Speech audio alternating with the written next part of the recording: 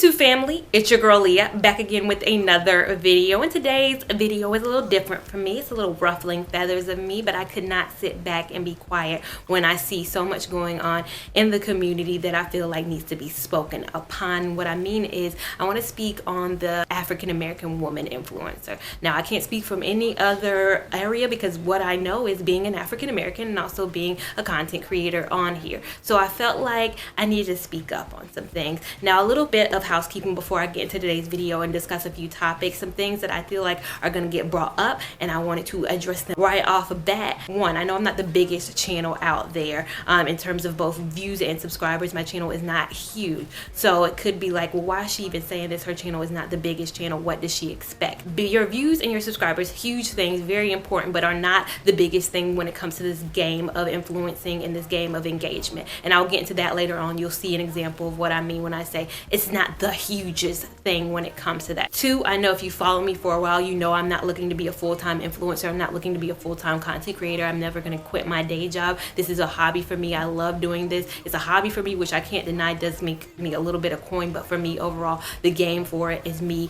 enjoying what I do. So I'm not the hustler. I don't got the hugest hustler mentality like somebody who works full-time is, but I do have the mentality of somebody who cares about Black women and wanting them to be treated fairly in this game. So just because I don't want to be a full-time influencer, it doesn't mean I can't look out for somebody who is in this game, who's doing a good job and who is a full-time influencer and they are getting treated unfairly. So these are things I just want to get out of the way. This is kind of overall just giving you a backstory on my channel before I speak up for Black women. Now let me get into the roasting session. I have a degree in business. I get how the business goes. I got my degree in business at North Carolina State University. Woot woot, go Wolfpack. So I get everything when it comes to a business side of things. However, we are undervalued as Black women. That's kind of just how it goes. That's the long and sweet of the story. In every department, it looks like, not in just normal work, but also in this realm as well. And I feel like Monique tried to speak on it a while ago, and I think a lot of people didn't receive her well just because it was the messenger. But like sometimes I didn't agree on what she said, just specifically in terms of ticket sales, she may have had and how that plays into what you get. But I did not dismiss the message. The message she had was very clear. It is that one person can do one thing, an Amy Schumer in this case can do one thing, and a Monique will not do the same. There'll be a huge gap. The same is true for YouTube. I mean, I'm not going to throw out names, but think of your hugest Nikki Tutorial, Jacqueline Hills. They've been pushing and they got to over millions and millions of subscribers, where Jackie Aina, who's just hit, what is she at, maybe 2 million now, and she's been on for 10 years, 2 million subscribers, whereas other people have been on for 10 months and they can have, you know, millions and millions of subscribers. I totally also get from a business perspective, a Caucasian influencer, they will have both white and Black followers, a huge deal of those, whereas for a Black influencer they may actually only have African Americans watching them. And I get that too. I'm not dumb.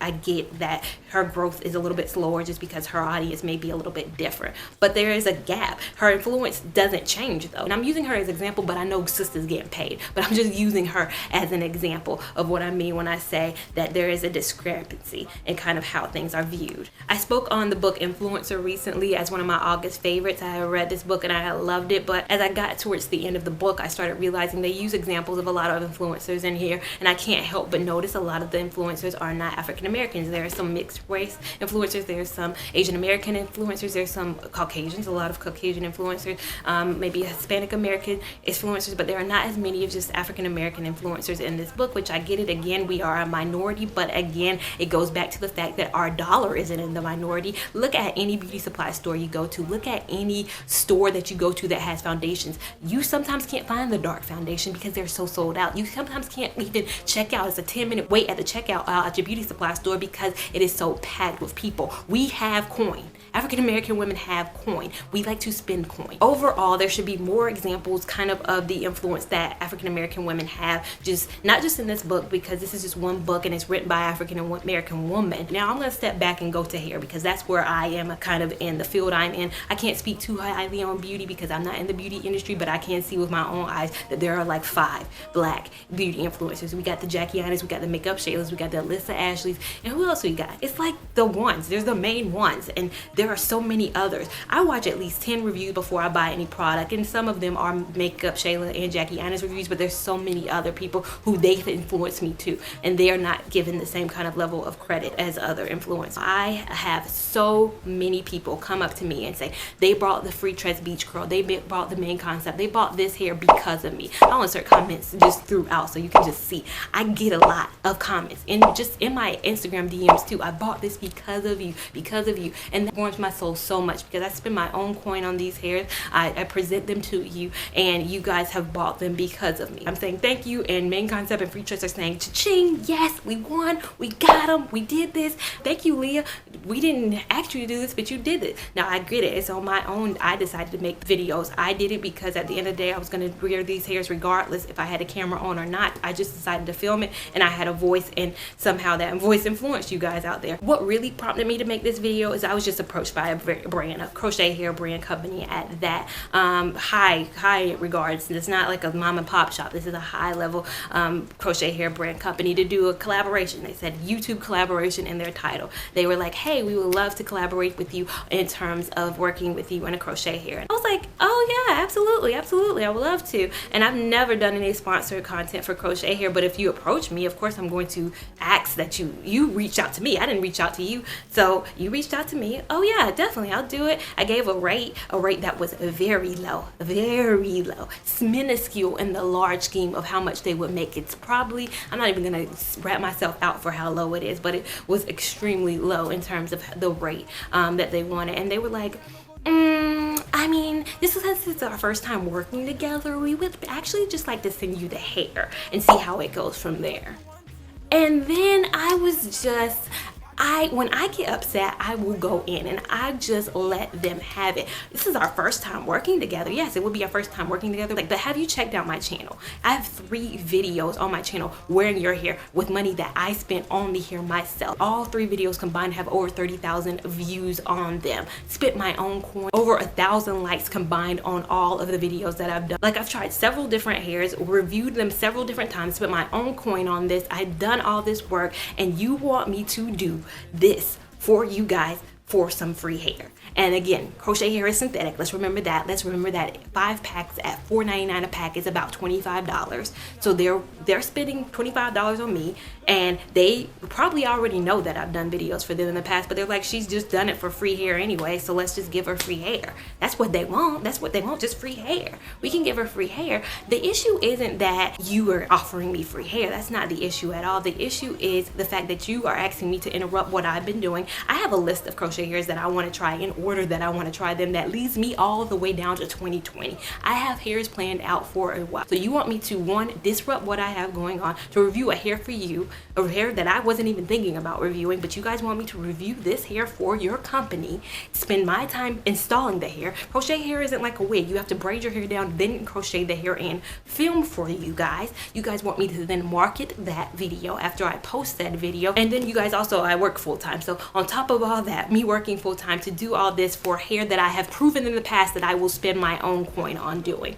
I know in the crochet hair community I have some clout. I can't deny that I have some clout in the community. I don't know whether it's also because I'm a spitfire and you can't control what I'm going to say while you offered me free hair, but at the end of the day, that's not going to cut it. And I think they're so used to influencers tap dancing into some free hair, like, yeah, I want the free hair, send me the free hair, when at the end of the day, I have clout, I have a voice, and you guys know I have a voice. That's why you approach me. You didn't approach me because you don't think I have a voice. You guys saw my video. You see my top 10 most popular videos, all crochet hair videos. So of course it would benefit you. How in the world would it benefit me? Now, you guys will say, yeah, companies have sent you free hair in the past. The gag is I was going to buy them hairs anyways. The hairs that they were going to send me, I was going to spend my own coin and buy anyways. They just alleviated me having to spend my own coin. But if you want to disrupt the flow and you guys want me to do something for you that would only benefit you, that would not benefit me. 5 packs of hair for views on top of views for you guys is not equivalent. It's not equivalent. I've done it for free hair before, but at the end of the day, I do what I want to do on my channel. None of my posts are sponsored because at the end of the day, I present what I want to present on my channel. And I know if this happens to me, this happens to influencers all the time. My main issue is that they reached out to me. They came to me. They came into my inbox. If I reached out to them, then I would probably not raise a fee. I say this to say they don't value us. We're just going to find the person who's going to do it for the free hair. And quite honestly, they're going to run into somebody who is going to do it for the free hair. They're going to accept the free hair. Their video is going to get tons and tons of views. People will buy the hair because of them, and they'll be sitting around with yay. And it can be like, yeah, you're building a relationship with a brand, but a brand that didn't value in the first place isn't a relationship that I want to have. And my solutions to influencers out there who go through this kind of situation out here is, one, stop taking every opportunity that hits your inbox. We do this all the time. We will accept opportunities that come in our inbox for everything from watches, contacts, Thermo glasses. Thermo used to hit my box all the time. We'll accept anything for some free product. And this is purely the people who have influence. There's a difference between people who are content creators and people who have influence. Content creators can have 2 subscribers and put out content and be making videos all the time. But are you influencing people? That's what you have to ask yourself. Are you influencing people? Have you seen signs that you've influenced people? Like I said at the beginning, with all the comments on my video, I know that some people have been influenced by some things I've said. So if you have some level of influencer, stop taking everything for a free product. People come to me for advice all the time on whether they should accept the opportunity. Talia, a company hit my inbox and they want me to review a space heater, and what they're going to do is just send me the space heater. One, I'm like, why do you even need a space heater? Like, what do you, if you need an actual space heater for your house, yeah, accept the space heater, but do you need a space heater? And what will showing on your channel, hey, I have this space heater and you should buy this space heater, how will that affect your channel? I don't wear glasses, so why would I present glasses on my channel? I don't wear jewelry. If you guys notice, I never wear jewelry other than this ring most of the time, and I barely have earrings on. Why would I promote jewelry all of a sudden? It's fake for my channel. Colored contact. I get people reaching out to review contacts all the time. I don't like contacts. I am definitely afraid of contacts. I had a bad experience in college with somebody. I don't even want to get into it, but the contacts scare me. So I'm not going to shuck and jive for some free product and stop coming in my inbox for that. I just don't respond to those kinds of things. But there's so many people who do respond to those kinds of things, and that's just showing, hey, they'll work for free. They'll do anything for free. They want free contacts. They want free sunglasses. They want free jewelry. That's what they want. They want free stuff. Send them free stuff. No, if I want something, yeah, I'll review it. If I wanted it, like, oh, you contacted me, oh yeah, I wanted that, I was gonna buy that anyways. But if I'm not gonna buy it anyways, I'm not gonna come on here present something that is inorganic to my channel to you. And that's what I feel like us, and I'm speaking to us out here, we gotta stop doing that. We gotta stop just promoting anything for the heck of it. There's value, and this book even talks about you just can't do everything. Make it make sense, please. Make it make sense. Another thing, when you realize you have influence, stop doing stuff for the minimum. Stop doing stuff for the minimum. And what I mean when I say that is, I'm going to use Melissa Ford as an example. I know this is kind of a weird example, but she used to be the hottest video vixen probably in the 90s, early thousands and all that. And she spoke in an interview at one point why the whole video vixen craze went down. It was because the new vixens came into the scenario, and they would appear in your video for free, and they would also have sex with the artist. So at the end of the day, it's a win-win for the artist. They ain't got to pay nobody to be in a video, and they get some booty on the side. What more could they want? Why pay a Melissa Ford when you can get another bad chick who gonna do everything for free?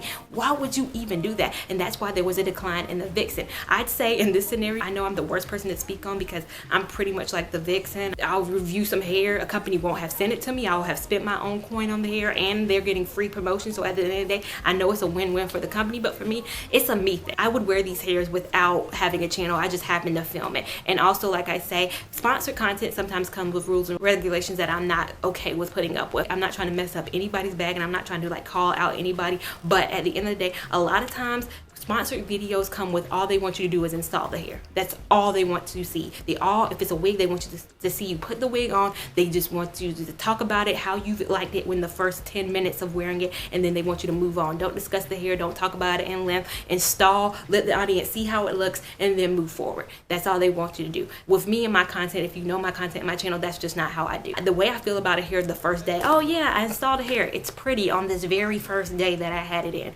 Of course, I show you how the hair gonna look 1 week in, 2 weeks in. You guys know there's a method to my madness, and there's a method to why I produce the content that I produce. I don't have as many subscribers because of it, because some people want things in a fast hurry. With me, I'm not going to give you that. I'm going to give you an overall picture of a hair to make you make an informed decision on your purchasing decision. Brands don't like that. Brands don't want you to talk in depth about the hair. They don't want you to show you piece by piece. They don't want you to break it down and analyze it that hard. That's why I haven't worked with a lot of companies. Another thing, they want you to produce it in maybe 2 weeks, 3 weeks time. If they're paying you, especially if it's a new product, they want you to produce that video very fast. You guys know I don't produce videos fast. This past Monday, I put up a video I had actually filmed in July. So clearly timing for me, because I work full time, it takes me a long time to produce some of my videos. But at the end of the day, if you're somebody who has the time to do these things and you don't mind conforming to certain things and you have influence, you don't need to do stuff for the minimum. And what I'm going to use as an example, because again, I said at the top of the video, I may not have the most subscribers, I may not have the most views, but darn it, I know I got some influence. So you guys know I made a video talking about how much I love the Hawaiian Silky, what product, the leave-in conditioner that they have. I love it for my crochet hair. I found that product on my own, spent my own coin on it, and I loved that product. I organically love that product. Or Hawaiian Silky had nothing to do with it. Hawaiian Silky may not even know I exist out here on this planet. But that video probably has right now, I don't know, under 6,000 views. 6,000 views ain't a lot of views. But I have a link in there and it can tell me how many people clicked on it. Over 1,000 people clicked on the link. So that means over 1,000 people, 6,000 people may have watched. Over 1,000 of those people actually clicked and were interested in that product. Over 107 of you guys out there bought that because of my video. 107 of you guys bought that product. That product is what, $10.99 or $9.99? Somewhere it's maybe $10. 107 people bought it, $10 product, Hawaiian Silky, off of the basis strength of me, somebody who doesn't have the most subscribers in the world, made over $1,000. Over $1,000. I got nothing from Hawaiian Silky. I had affiliate links linked to it. Trust me, less than $60 made from me.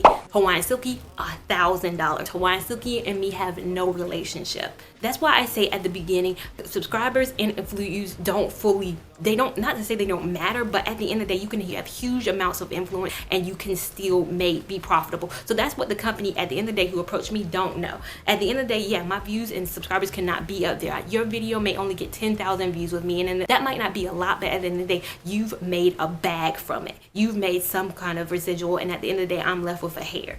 A $25 hair, which probably costs you guys like $1 to make. So you guys are really out of what, $1, because your margins on it are probably not that bad if it's a synthetic hair. And I'm somebody at the end of the day who does not pay for views, and that's a whole nother video. I'm not even gonna go into it, but I know a lot of people in the game who actually buy their views, meaning you can buy your views, and it's pretty obvious if you're a content creator. It's not obvious to the naked eye, but if you're somebody who else is in the game, you start looking at the video and you realize, one, it's not monetized. You can't monetize a video where you buy views. 2, there's no likes on the video. 3, there's no comments on the video, and you can see from that, oh, okay. But brands, I've seen a lot of brands work with people like that. Even in my game, work with people who buy their views and all that, and at the end of the day, they'll pass me over because my views aren't where they need to be. But my views are organic, boo-boo. You can see that my views and my comments and my likes are real views, comments, and likes. At the end of the day, you can see ads on my video because I won't get a strike if I have ads on my videos because my views are not bought, but I will get passed over. And I was told in the past,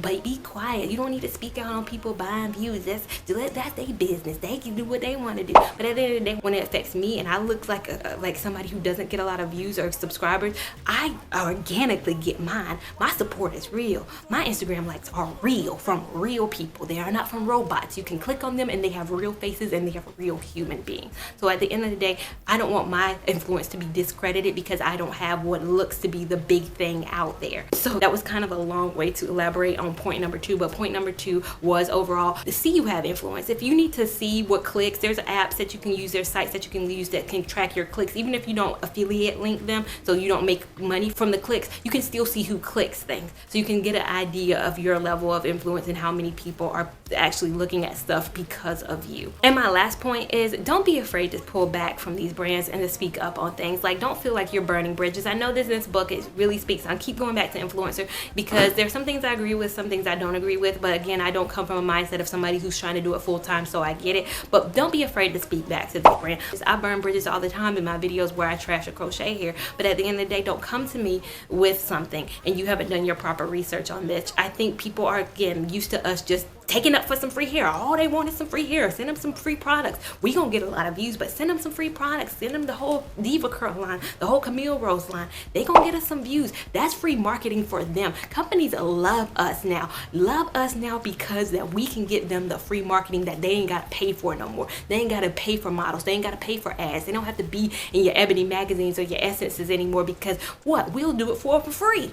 We are way cheaper than taking out ad space. We are way cheaper than doing all the promotion and marketing. We are way cheaper than that. Because at the end of the day, when you have more people who are doing it for free, the people who are actually doing it and have a lot of influence are stepping back. I'm seeing some of my biggest people who I've been supporting forever not making as many videos as they used to make. I'm going to use her as an example. Taste Peak does still make content, makes amazing content, but she is my person I go to look for advice on my crochet hair. When I first started my crochet hair journey 2.5 years ago, she was the person that I really looked up to and stuff. I think she deserves everything. If any brand works with her, I wouldn't be mad at her. If they offer her a huge bag to work with her, I would not be mad at it, because simply I know the integrity that goes behind her channel. I know that she'll install correctly. She'll say what she means about the hairs. I know she'll speak highly of some brands if she likes it. I know she won't speak highly of it if she doesn't like it. She keeps it all the way real, and she deserves it all, everything that comes with it. But if you have a lot of people who are doing stuff for free hair, a lot of times I see people love stuff for free hair. Like, I'm getting some free hair and I love this because they want to build the relationship with the brand. They're not thinking about building a relationship with their audience out there. They're looking about securing the relationship with the brand. So the brand sent them free hair, and now they're like, oh, I said I loved it. And then the next time they work with the brand, they're gonna be like, well, I said I loved it. Can I get some money? No. You're already losing credibility with your audience. Or some audience members eat it up. They're believing that you love the product so much. A lot of the newer people are more so involved in securing the relationship with the brand, where at the end of the day, my relationship ain't with the brand. My relationship is with my audience. So you ain't gonna pay me, you ain't gonna send me no free hair for me to just lie to people out here, to be your free marketing, to be your free press, to be your free spokesperson. That's not how this is gonna go. So you gotta be not afraid to speak up, because at the end of the day, we are undervalued. African American women, I took sociology in college, took a sociology class, and we had a test in a class where we had to stand. We all stood in a line. It was black women, white women, black men, white men, Hispanics, there were American Indians, there were every race in the line. Everybody in the class was in line, and we had to step forward if we walk into a store, say it's a makeup store, and we have any issues finding a shade that matches us. If you have issues finding a shade that matches you, you stay back. If you have no issues, then you step forward. It was kind of that thing. If you feel some type of way when the police pull you over, stay back. If you don't feel any type of way, step forward. Have you ever been called a racial slur? If you have, stay back. If you haven't, step forward. It was that kind of thing, to see where everybody lined up. And at the end of the day, the black women were at the back of the line. Black men were back there too, but black women were at the back of the line.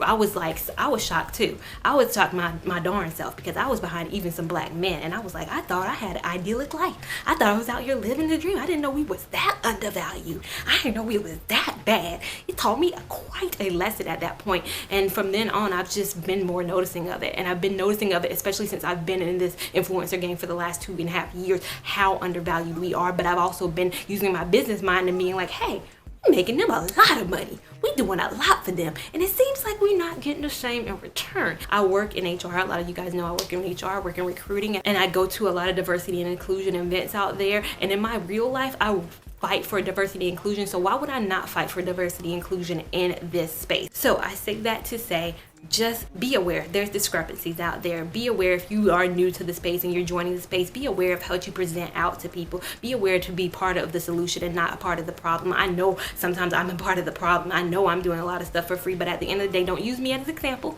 Like I said at the top of this video, I know I'm probably not the right messenger for that, because I know I let companies get over on me all the time. I know you guys send me comments all the time. You need to be paid. Like, at the end of the day, you send me comments all the time. You gotta get paid. You gotta get paid. I get it. But there's a lot of stuff that goes into it. There's a lot of red tape. And clearly, as I showed you, when you even go back to them and ask for a little bit of a rate, they got an attitude to it. And a lot of people say, well, you make money from AdSense, those ads at the beginning of the video. Half of y'all know y'all don't click on them ads. So it's AdSense. It says ad, the word is AdSense, like S-E-N-S-E, but really it should be AdSense, like C-E-N-T-S, because it's not that much. I'm not out here living lavish. You guys saw my video on how much I've made in the 2 years I've made on YouTube. So you guys, I ain't gotta tell y'all too many times, it ain't that much. So if you enjoyed this video, leave a big thumbs up. I want to keep the conversation going down below. So if you disagree with anything I said, if you agree with anything I said, please let me know down below. Again, I want to keep this conversation going. Make sure you're following me on Instagram at LAvon89. I will see you in my next video. Thank you so much for watching. Bye. Gypsy girl, she a fine like the sunrise. The way she move make a man cry. I'm feeling her so I want more. That me love.